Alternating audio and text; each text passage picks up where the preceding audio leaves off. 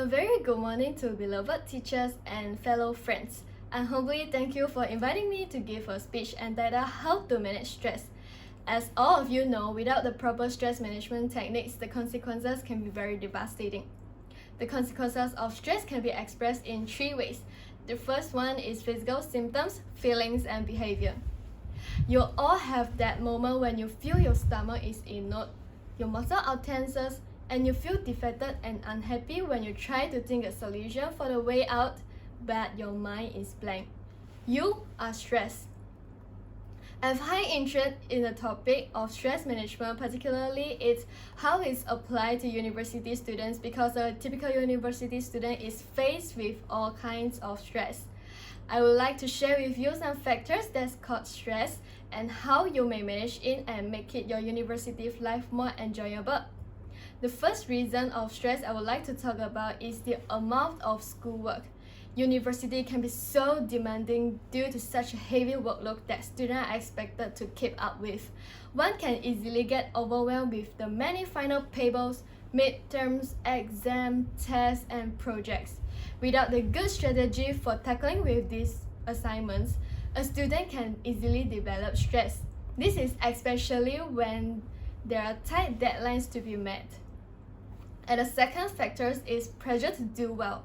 A student can experience pressure to do well from within themselves through their inner drive and motivations that pushes them to succeed.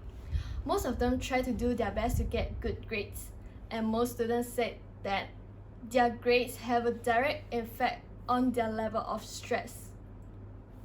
Pressure to do well can also be externally comes from family, friends, coaches, or even professors. Wanting to live up the high expectation that they place you on can be very stressful. In this regard, the first step towards this stress management is to recognize the source of your stress before you can address it.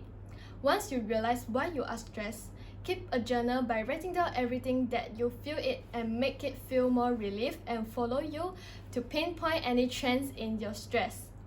After that, incorporate exercise into your daily routine so that your mind can be taken off problems you may have. This is a good to your body also. Another step is to let it go. Think about the stress situation, and if it's not matter in 5 or 10 years, just let it go. Stressing over small things is both unnecessary and tiring things. Being optimism and having a positive outlook has direct connection about how one feels about even they perform. Finally, you just need to get enough sleep for you to have enough energy. As I finish, let me pinpoint out not all stress is bad. This speech has been focusing on bad stress, and that is known as distress. There is also have good stress. It's unknown and used stress, and it comes from excitement.